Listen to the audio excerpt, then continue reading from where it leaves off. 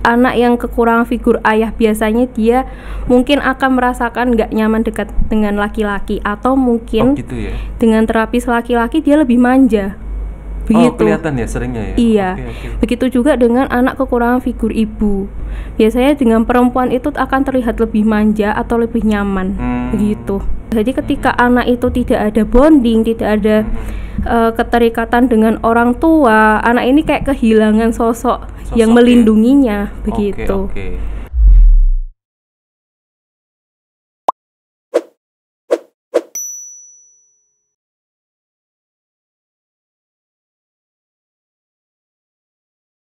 Assalamualaikum warahmatullahi wabarakatuh. Selamat berjumpa lagi dengan saya Imam Subhan sebagai host di podcastnya Al-Firdaus Edu Talk, yang tentu saja mengupas tuntas tentang perkembangan anak dan juga pendidikan. Dan saat sekarang saya sudah bersama seorang yang sangat spesial, yang dekat dengan dunia anak, yang selama ini tentu berkecimpung dengan dunia keterapian. Ya, ini ada Arifah Mailia Fajri STRKes, dipanggil Ifah, seorang okupasi terapis. Halo, apa kabar Ifah? Baik Pak. Sehat-sehat ya? Alhamdulillah. Oke, ceria sekali hari ini kayaknya. Hah? Ceria atau deg-degan nih? Dua-duanya. Iya. Oke, kesibukan hari ini apa tadi? Masih menerapi anak-anak kah? Iya, masih. Masih ya? Yeah. Okupasi terapis itu apa sih? Mungkin ininya cakupan yang diterapi dalam apa istilahnya pada diri anak itu apa saja sih?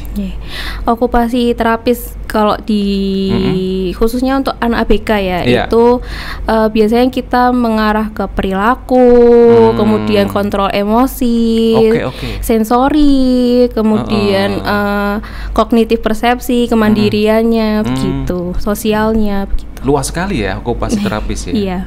Tapi itu beda dengan fisioterapi. Kalau fisik ya, kalau fisioterapis ya, itu lebih ke apa sih, mental ya atau apa ya, psikologinya?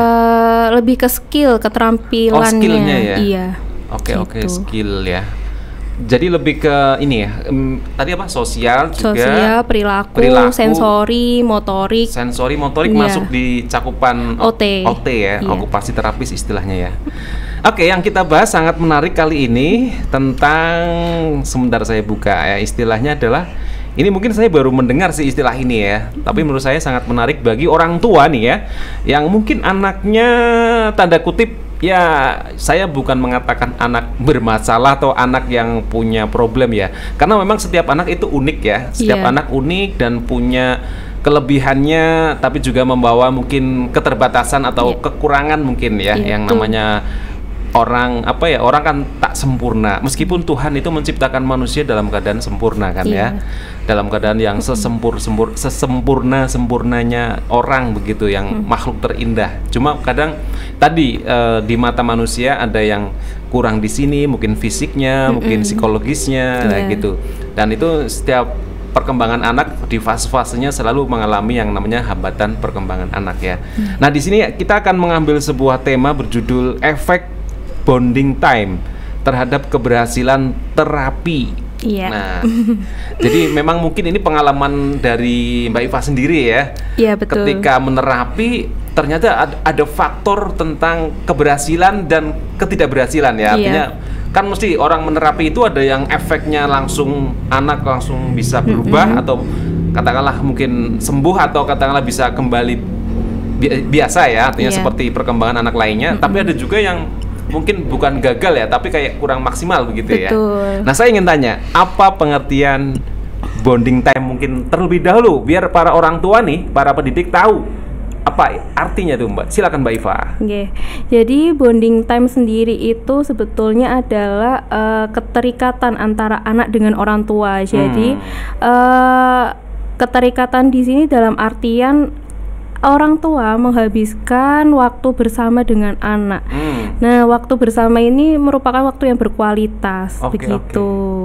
Dari situlah nanti akan berefek ke yang lain, seperti itu.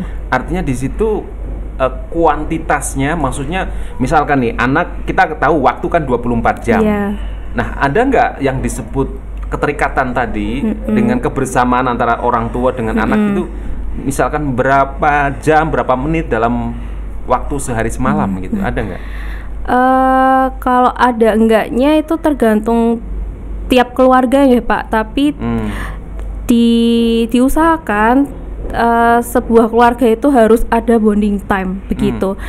Kemudian dengan kondisi orang tua yang sibuk, orang tua yang full banyak bekerja begitu. Nah, setidaknya dalam 1 hari itu atau dalam 1 minggu diusahakan 1 atau 2 hari ada waktu untuk menghabiskan waktu bersama dengan anak begitu.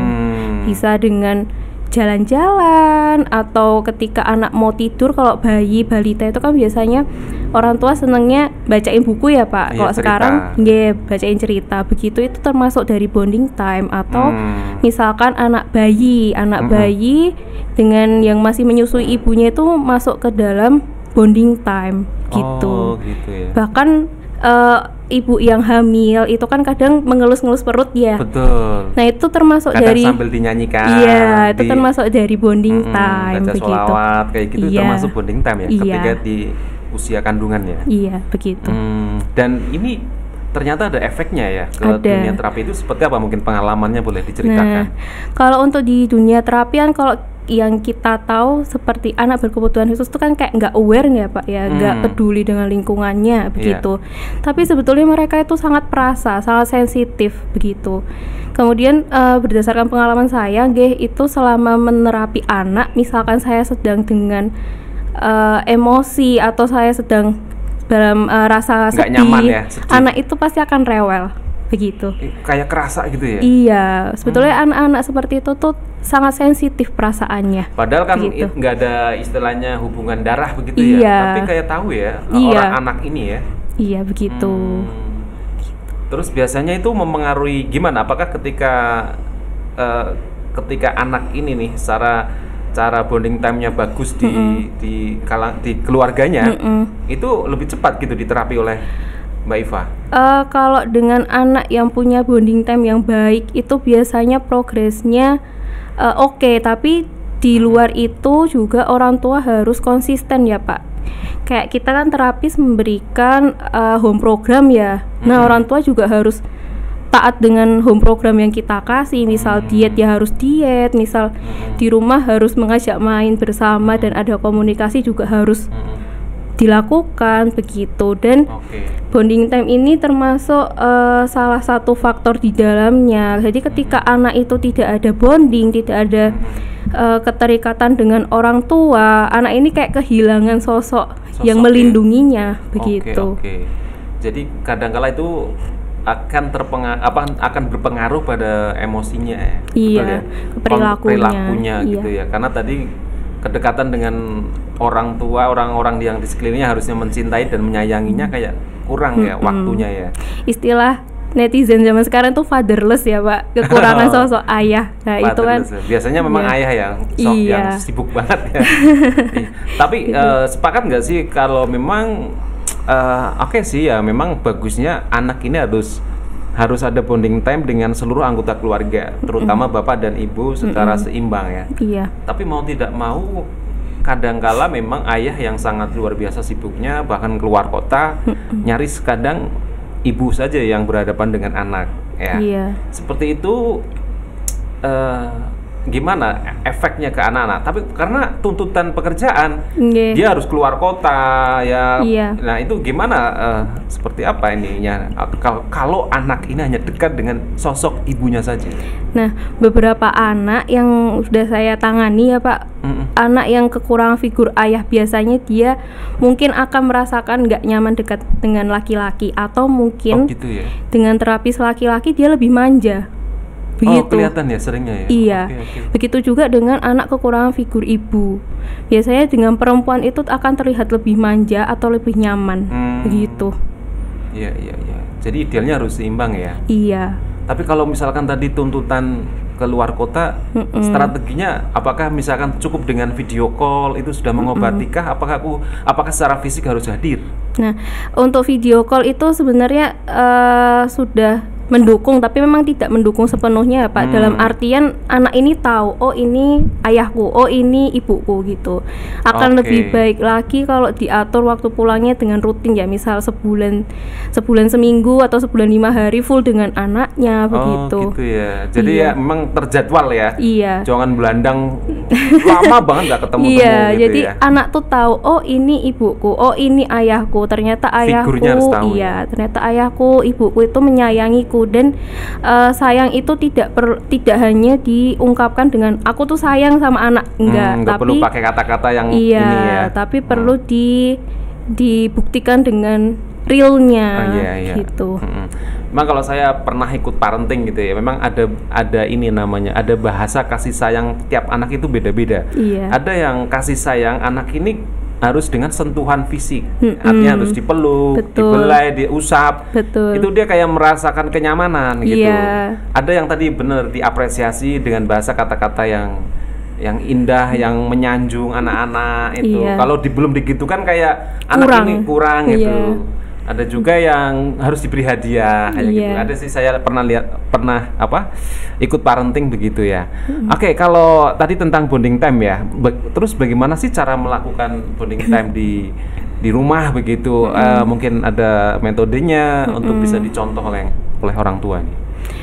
Bonding time di rumah, misalkan anak sedang diajak aja untuk membersihkan rumah secara bersama-sama gitu. Tidak hanya kok kamu bersihin itu, tapi anak itu diajak, yuk kita bersihkan bersama. Jadi bersama atau, ya. Mengajak atau, bukan untuk menyuruh aja dia saja ya. Gitu. Atau ketika waktu makan, kok sekarang kita sering lihatnya adalah ketika makan di restoran ya Pak, itu kan sebuah keluarga asik, tangannya asik sendiri, matanya asik, itu kan tidak ada komunikasi di dalam keluarga, di dalam keluarga inti itu. Nah, yang baik adalah ngajak ngobrol gitu. Kalau untuk anak-anak yang udah bisa diajak ngobrol, usia sekolah mungkin itu kan ditanyain, tadi di sekolah ngapain? Itu kan seneng sekali ya Pak. Anak itu, aku kok diperhatikan sama orang tuaku, itu kan pasti akan muncul gitu. Cuma untuk di anak ABK memang kesulitan untuk menyampaikan pesan.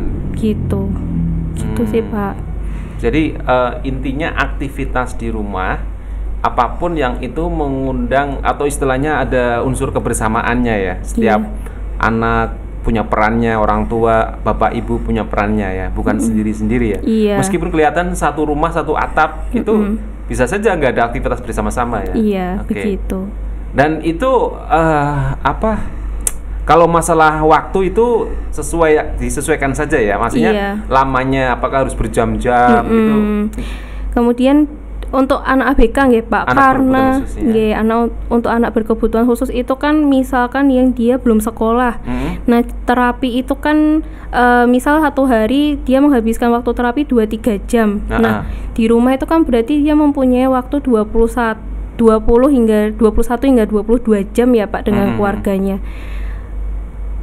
Nggak mungkin gitu loh di waktu itu tidak ada komunikasi, tidak ada sentuhan sayang, itu kan tidak mungkin. Jadi efek terapi ini pengaruhnya sangat besar juga kalau keluarganya ikut di dalamnya, ikut tanda kutip jadi terapis juga. Iya gitu. Untuk anaknya. Begitu sekedar suportif, kata-kata kamu pintar, kamu hebat, itu tuh walaupun anak ABK, anak berkebutuhan khusus itu tidak paham, kelihatan nggak gagas gitu.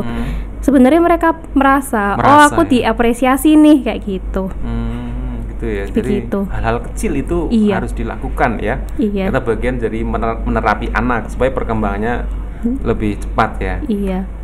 Oke, mungkin ada hal-hal yang sifatnya masih efek ya, manfaat dari bonding time mungkin.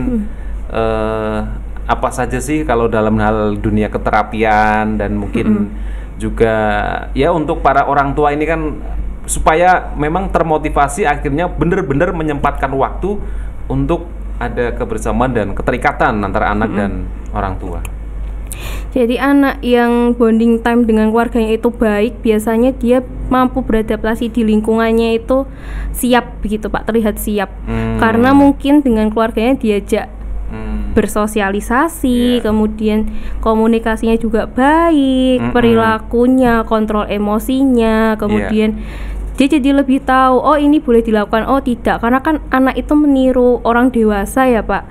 Jadi apa yang diajarkan orang tua, apa yang diajarkan oleh keluarganya itu ditiru sama anak. Jadi kalau kita ngajarin jelek ya anak akan meniru itu. Gitu. Oke. Nah dalam bonding time itu salah satu efek manfaatnya itu, begitu. Kemudian juga komunikasi ini dalam artian memang orang tua harus aktif nggih Pak, aktif mengajak anak untuk berkomunikasi. Misal di dalam keluarga itu diam-diaman begitu, anak ini jadi nggak tahu apa yang mau dia ungkapkan, begitu. Iya. Jadi gitu, pokoknya di rumah itu ya antara orang tua, misalkan ya bapak ibunya juga aktif berkomunikasi, ya dengan anak juga begitu ya, karena memang kalau terlihat ya tadi hanya aktivitas sendiri-sendiri masing-masing, ya tadi akhirnya nggak tercipta sebuah bonding time ya tadi, keterikatan ya. Nah sebenarnya kalau mungkin pengalaman Mbak Iva nih selama menerapi anak-anak ya, terutama di tadi cakupan untuk okupasinya ya, itu sebenarnya kalau akan terlihat nggak sih langsung ketika mungkin baru mengasesmen anak nih ya, mengamati gerak-gerik anak di awal, terlihat nggak anak ini kayaknya kurang kasih sayang nih, anak ini kayaknya kurang perhatian dari orang tuanya, bonding time-nya sangat kurang, itu terlihat di awal-awal. Beberapa anak memang terlihat Pak. Terlihat ya. Terlihat ketika ya itu tadi yang seperti yang saya katakan, kok anak ini cenderung lebih nyaman kok deket sama perempuan. Mungkin dia ibunya bagaimana? Apakah ibunya sangat sibuk atau jarang membelai, jarang dekat dengan anak, atau misalkan kok anak ini pemarah, kenapa gitu. Nah kita cari tahu di situ. Sebenarnya udah terlihat di awal Pak gitu. Cuma karena kita terapis itu kan ketika mengasesmen tetap harus meng-cross check lagi nggih dengan keluarganya, betul nggak seperti ini, betul nggak dugaan kita gitu. Seperti itu. Jadi sudah terlihat ya ciri-cirinya ya. Iya. Anak yang kurang kasih sayang mungkin bahasa kita ya. Begitu. Iya. Kemudian kayak anak ABK ini, anak berkebutuhan khusus ini, kayak misal ditinggal orang tuanya pergi gitu. Nah dia nggak dipamiti, dia tuh terasa Pak pasti bad mood seharian itu. Kayak gitu. Oke, itu penting ternyata pamit mau kerja sama anak-anak ya. Asalkan anak ini nggak dibohongi ya Pak, kayak mama mau ke kamar mandi padahal dia pergi. Itu kan anak merasa ditipu. Itu sangat membekas di dirinya loh. Mamaku ke kamar mandi tapi kok lama sekali. Kayak gitu. Karena mungkin selama ini anak ini ya mungkin manja harus ikut kemana-mana dan mamanya pengen pergi sendiri karena urusan penting gitu, terus akhirnya membohongi mau sebentar ya ke kamar mandi gitu. Itu fatal ya akibatnya. Fatal sekali. Nanti ketika dia harus dilepas di dalam sebuah kelompok itu akan kesulitan Pak beradaptasi. Karena dia tadi udah trauma, merasa ditipu sama orang tuanya ini tadi. Sebaiknya memang dijelaskan, mama mau kerja pulang jam segini, nanti mau belajar dulu ya, itu nggak apa-apa gitu. Disampaikan aja sejujur-jujurnya dengan anak, karena ya itu tadi anak meskipun resikonya mungkin rewel dulu ya, tapi nangis dulu. Itu mungkin akan terjadi di awal. Setelah itu kalau udah terbiasa ya oke. Bener gitu. Itu saya mengamati sih tetangga saya ada sih memang kalau setiap kali ayahnya kerja itu pasti nangis ya. Yang nggak tahu akhirnya memang diam sendiri tapi lama gitu. Tapi lama-lama saya lihat enjoy saja, halo Pak Dada kayak gitu. Itu mungkin karena tadi ya kejujuran penting di awal ya, bahwa ayah mau kerja cari nafkah, nanti beli mainan ya nak gitu. Mungkin penting di awal ya. Betul. Daripada tadi harus membohongi. Iya, harus dibohongi anak jadinya merasa tersakiti ya Pak bahasanya. Gitu. Mungkin bisa jadi malah meniru, ikut bohong-bohong juga ya, pelak ya. Betul. Oke, Iva, mungkin ini ya bagi para orang tua ini tentang kalau bisa tentang ini mungkin dunia okupasi terapis ini yang kaitannya efek dari bonding time ya. Sebenarnya kalau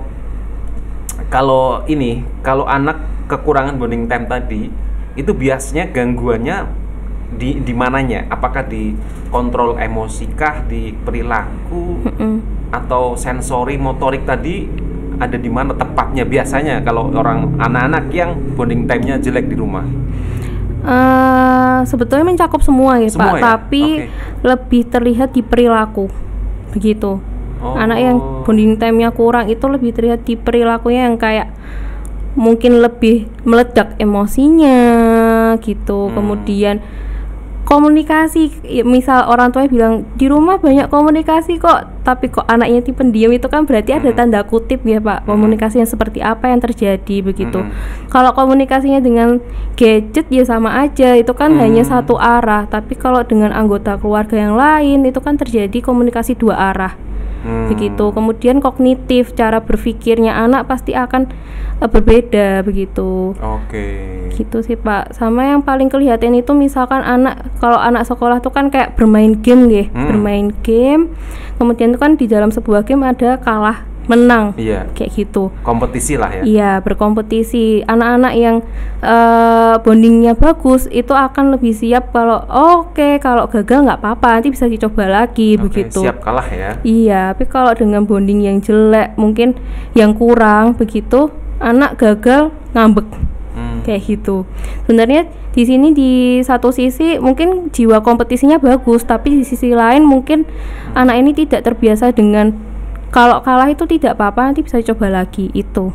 Kayak gitu. Itu ya pengaruhnya cukup besar ya nanti kelak perkembangan dia, bahkan sampai usia remaja atau dewasa ya. Gitu. Apalagi kan kalau usia anak udah masuk SMP, SMA itu kan udah masanya dia mencari jati diri. Terus mungkin waktunya tidak banyak dengan orang tua, tidak banyak dengan keluarga. Nah, di sini mungkin orang tua bisa berpindah menjadi teman. Jadi apa yang mau disampaikan anak tuh orang tua jadi kayak kamu cerita sama saya nggak apa-apa begitu. Jadi menjaga emosi anak ini untuk tetap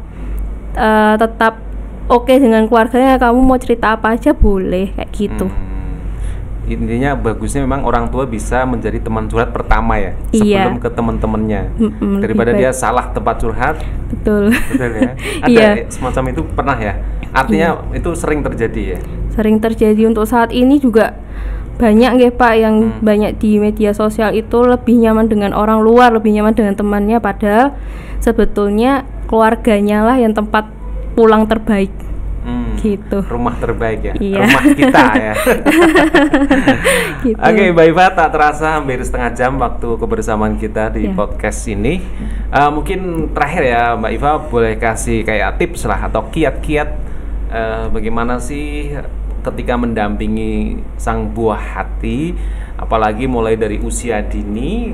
Tadi lah bonding time menjadi kata kunci ya. Mungkin boleh dikasih kata-kata kunci ya ketika memang usia dini itu butuh yang namanya sentuhan kasih sayang atau tadi bahasanya bonding time.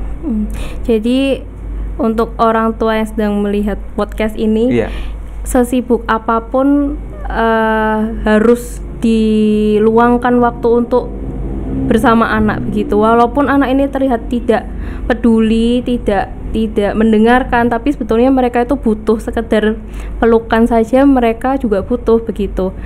Dalam satu hari memang harus diluangkan untuk itu, untuk memberikan waktunya kepada anak. Gitu. Begitu Pak.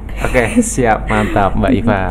Ya, intinya kepada para orang tua, sempatkanlah untuk waktunya, tenaganya, pikirannya, perasaan, hatinya juga untuk anak-anak, dan itu kalau bisa terjadwal ya, tidak hanya spontanitas, tapi memang meluangkan waktu. Misalkan orang tua yang keluar kota, pekerjaannya di luar kota, ya harus dijadwalkan pulang misalkan dalam sebulan sekali pulang atau 2 atau 3 hari di rumah, dan itu benar-benar efektif untuk kebersamaan ke anak-anak ya, atau quality time-nya untuk anak-anak dan keluarga. Nah, ataupun yang sehari-hari bertemu dengan anaknya ya, bukan di rumah, bukan hanya melepas kelelahan terus langsung tidur langsung ya. Memang kita tahu kesibukan orang tua, kalau yang terutama ayah ya, bekerja dari kantor, dari pasar, dari mana lah gitu, pulang ke rumah memang tinggal capeknya. Nah, padahal itu waktunya ya bersama anak ketika dalam capek itu. Maka mau tidak mau ketika orang tua terutama ayah ini capek, ya harus luangkan berkomunikasi dengan sang buah hati. Misalkan mendampingi belajarnya, misalkan bertanya di sekolahnya, misalnya bertanya apapun lah tentang temannya gitu. Yang penting menjadi teman tadi curhat bagi anak-anak. Oke, gitu ya Mbak Iva ya kesimpulannya mungkin betul. Ya.